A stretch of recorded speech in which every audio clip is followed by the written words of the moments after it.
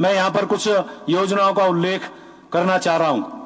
Uttarakhand work force development project हेतु वित्तीय वर्ष 2023-24 में समग्र रूप में 100 करोड़ का बजट प्रावधान किया गया है।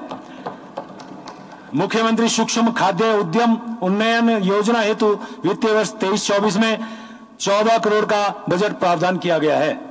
मुख्यमंत्री स्वरोजगार योजना हेतु वित्तीय वर्ष 23-24 में 40 करोड़ का बजट प्रावधान किया गया है।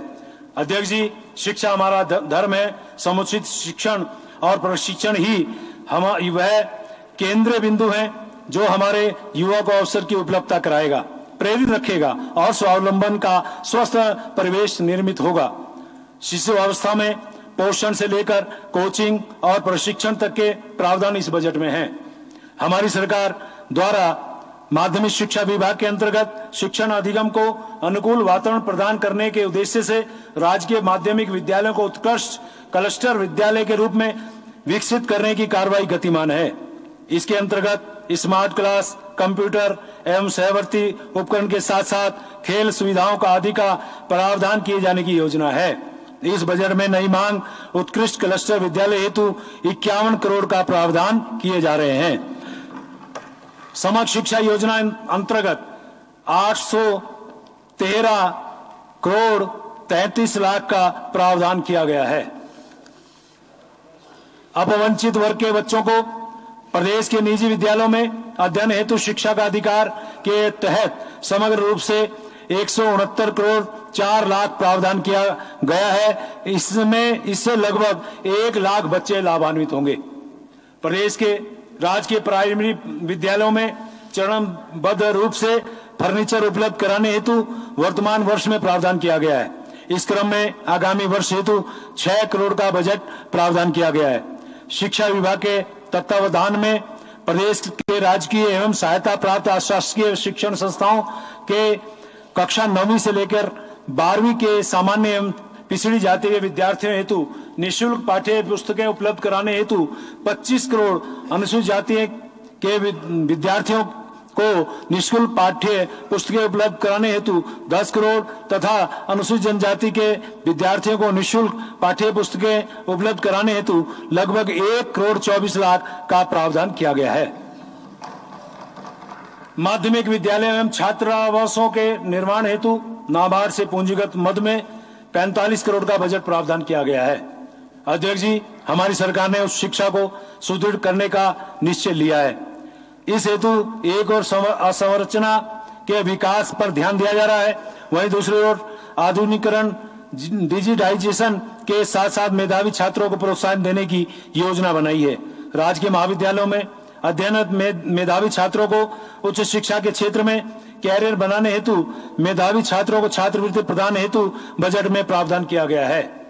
भारत सरकार द्वारा संचालित विभिन्न शैक्षणिक पोर्टलों पर विभागीय सूचनाएं अद्यतन किए जाने एवं अन्य विभागीय पोर्टलों पर सूचनाओं का डिजिटाइजेशन, अपडेशन, MIS आदि ऑनलाइन कार्य किए जाने हेतु वर्तमान में उच्च शिक्षा निदेशालय के अंतर्गत संचालित एडुसेट कार्यालय को ICT सेल में उच्चीकृत किया जा रहा है।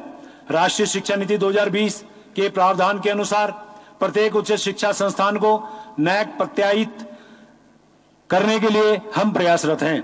समस्त राजकीय महाविद्यालयों में 4G, 5G इंटरनेट कनेक्टिविटी उपलब्ध कराने का लक्ष्य है तथा अशासकीय महाविद्यालयों हेतु भी MIS पोर्टल का विस्तार किया जाएगा। शासकीय महाविद्यालयों की भर्ती प्रक्रिया में पारदर्शी लाए जाने हेतु लोक सेवा आयोग के माध्यम से नियुक्ति की व्यवस्था करने की प्रक्रिया गतिमान है। अध्यक्ष जी, रोजगार व तकनीक शिक्षा का सीधा संबंध है, अतः तकनीक शिक्षा को सुदृढ़ किए जाने के लिए हमने कमर कस ली है। इसी क्रम में तकनीकी शिक्षा हेतु हमने कुछ प्राथमिकताएं चिन्हित की हैं। मैं ऐसी कुछ प्राथमिकताओं का उल्लेख यहाँ कर रहा हूँ।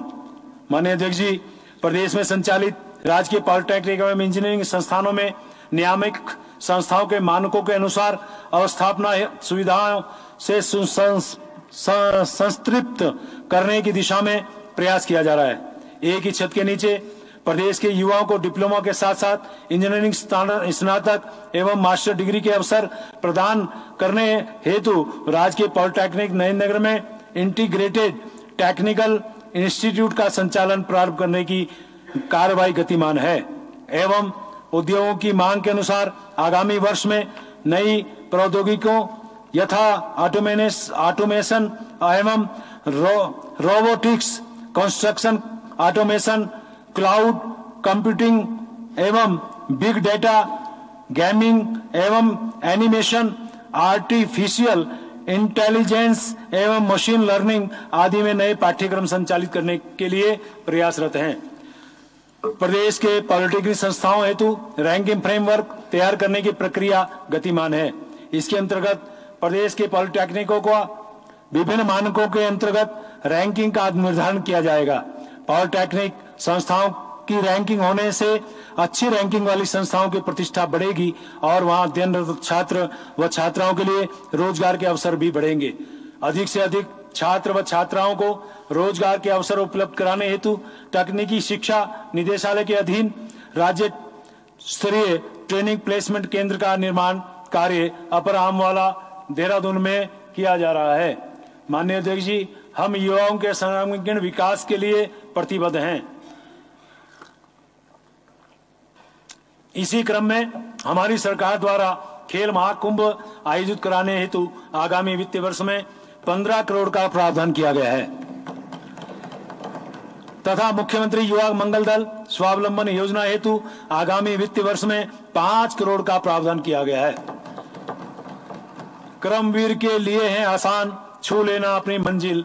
ऐसे कर्मवीरों को हम नित्य आगे बढ़ाएंगे, उनकी ही शक्ति के दम पर हम मंजिल पाएंगे। सशक्त उत्तराखंड बनाएंगे, सशक्त उत्तराखंड बनाएंगे। माननीय अध्यक्ष जी, समावेशी विकास की अवधारणा को चरितार्थ करते हुए हमारी सरकार महिला कल्याण, बाल कल्याण, समाज कल्याण, अल्पसंख्यक कल्याण, युवा कल्याण, अनुसूचित जाति एवं जनजाति कल्याण, सैनिक कल्याण एवं श्रम कल्याण आदि क्षेत्रों में आवश्यक प्रावधान कर रही है। अध्यक्ष जी, महिला समाज और देश की तरक्की का आधार है। यह सशक्त होकर निर्णय ले सके, यह हमारा प्रयास है। हमारा मानना है कि लैंगिक असमानता से मुक्ति आवश्यक है। इसीलिए हमारी सरकार द्वारा उचित बजट प्रावधान के माध्यम से महिला एवं शिशु कल्याण का विशेष रूप से ध्यान रखा जा रहा है। केंद्र सरकार की प्रेरणा से महिला सशक्तिकरण के इस पुनीत कार्य में हम भी यथाशक्ति हाथ बढ़ाना चाहते हैं। हमने सरकारी सेवाओं में 30% महिला आरक्षण को सुनिश्चित किया है तथा पोषण, शिक्षण, प्रशिक्षण का ध्यान रखते हुए विभिन्न योजनाओं के माध्यम से आर्थिक सशक्तिकरण की दिशा में गंभीरता से प्रयास किए हैं।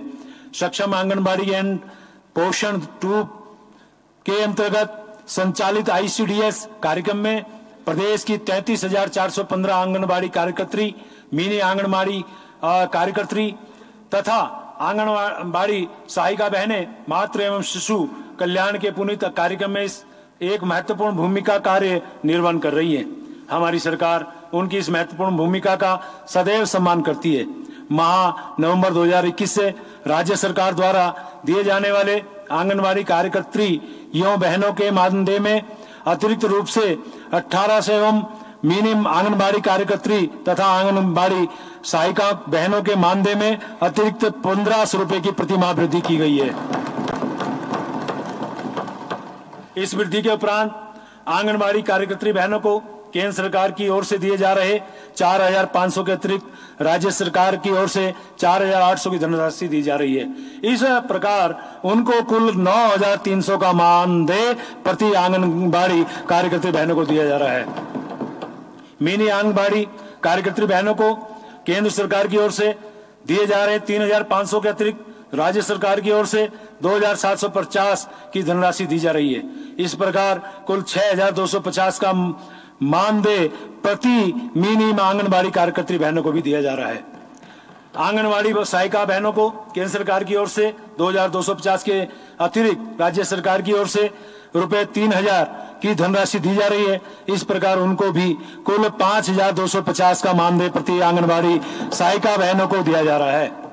सक्षम आंगनबाड़ी एंड पोषण 2 योजना के अंतर्गत अनुपूरक पोषाहार